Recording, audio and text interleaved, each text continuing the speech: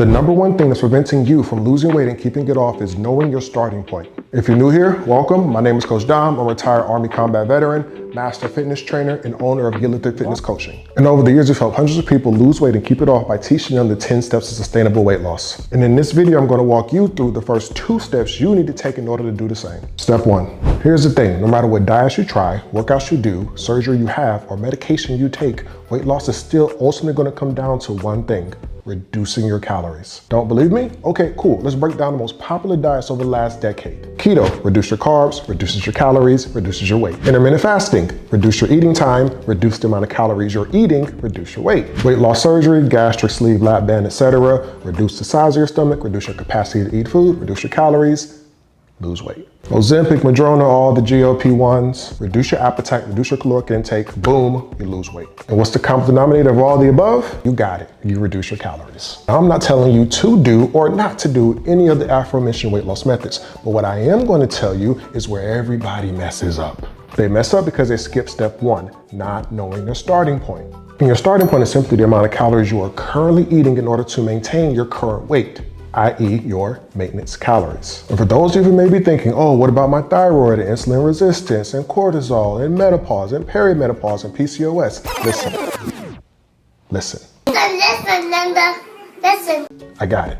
All of that can and oftentimes does affect how your body loses weight. However, in order to lose weight, you will still ultimately have to reduce your caloric intake. And the number one issue is most people have no idea what their intake is. And this is why after losing 20, 50, sometimes even 100 pounds from weight loss surgery, from Ozempic, from one of the aforementioned diets, people still gradually regain all the weight back. Why? Because when your body plateaus, it plateaus because it's adapted to eating a certain amount of calories. And if you don't know what that certain amount is and you gradually return back to what you were eating before, your weight will gradually return as well. And all this can be alleviated by simply identifying your starting point, knowing where your end point is, and then gradually adjusting back to a place where you can maintain the new weight that you have safely. All right, Coach, got it. I understand. I need to find my starting point. How do I find my starting point? Well, that's easy. That brings us to step 2. Track your food. Wait. Come back. I got it. I can hear you now. Oh, but tracking takes too long. Oh, but tracking's so hard. Oh, I tracked my food, but I didn't lose weight. Oh, but I have to do that forever. Stop it. Relax. The goal of tracking your food is to never have to track your food again. I personally have not tracked my food in over a decade. Why? Because I know a medium apple is 100 calories. I know that a cup of rice is 40 carbs and 200 calories. I know that approximately 4 ounces of chicken and 4 ounces of lean beef are both 23 grams of protein and around 130 calories. The same way a woman can look at a girl's hair and say, oh, that's 4C or 4B. I don't know the numbers and letters. Y'all know what I'm talking about. Or how a man can look at a car and say, oh, that has a V6, it has a V8, that's a V12. The more you do anything, the easier it becomes to remember. One of the main reasons people never get good at tracking their food is because they never start and stay consistent enough to actually allow themselves to get good, to allow themselves to get to a point where it's easy. I'll put it to you like this. If you do not know how many calories you're eating in order to maintain your weight, how are you going to know how many calories you need to eat in order to lose weight? And here's the thing, most people don't know, they just hope and guess. I hope this 8-hour fast is going to lead me to losing weight. I hope cutting out my carbs is going to lead to weight loss. Listen, we just helped a client last year who had previously had gastric sleeve, was on Ozempic, but still couldn't lose the weight. Why? Because she was relying on the surgery and the medication to do the work for her. If you take nothing else away from this video, listen to me clearly. It's not about how much food you eat. It's about how many calories you consume. You can eat a lot of food in volume and still lose weight.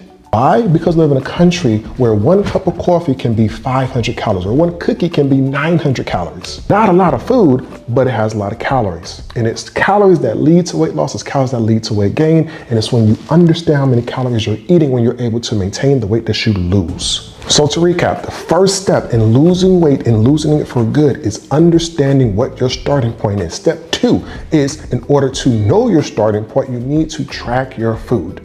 And if you're wondering how to track your food in order to find your maintenance calories, don't worry, I've already done a class for it. It's inside of our community, Get Lifted Prep. You can join via Facebook or you can join via school. Both of the links are down below in the description. But if you want a quick crash course, here it is. All you do is you take a pen and paper, or you can use MyFitnessPal, Lose It. We have an app called Get Lifted Out where you can track your food.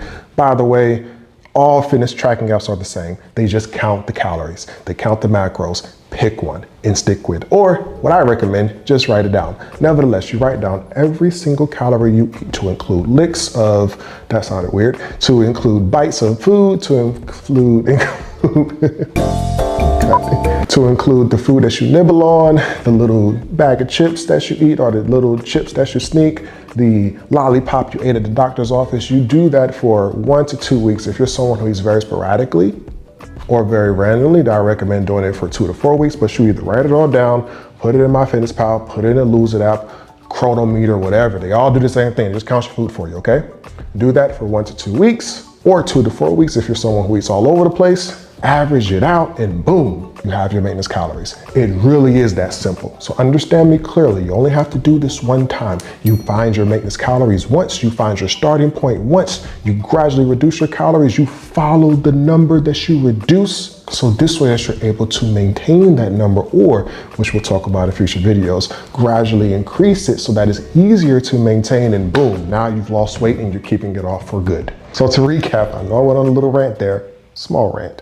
First step to losing weight and keeping it off is knowing your starting point. This literally puts you in the driver's seat. Just like money, when you know how much money is in your pocket, you can go to any store, any mall, any online shopping and know how much you can afford. When you know how many calories you are eating to maintain your weight, knowing your starting point, you can go to any restaurant, go to any bakery, go to anybody's house. And as long as you stay within your budget, as long as you stay within your maintenance calories, you can eat whatever you want and maintain your weight. Maintaining your health, another conversation, we'll say that for future videos. But right now we're talking about weight loss. In step 2, once you have gotten good at tracking your food, you are not only in the driver's seat, you own the car. Meaning if you want to gain weight, all you do is increase your calories. If you want to maintain your weight, you keep your calories the same. If you want to lose weight, you gradually reduce them. Now, is there more to this? Absolutely. And we're going to cover those very soon. In the meantime, if you'd like more resources like how to track your food properly, how to implement cardio, the truth about sugar, and so much more, you can join our free community, Get Lifted Prep. The link is down below. And last but not least, if you would like us to coach you one-on-one and help you lose weight and keep it off, you can also find that link below.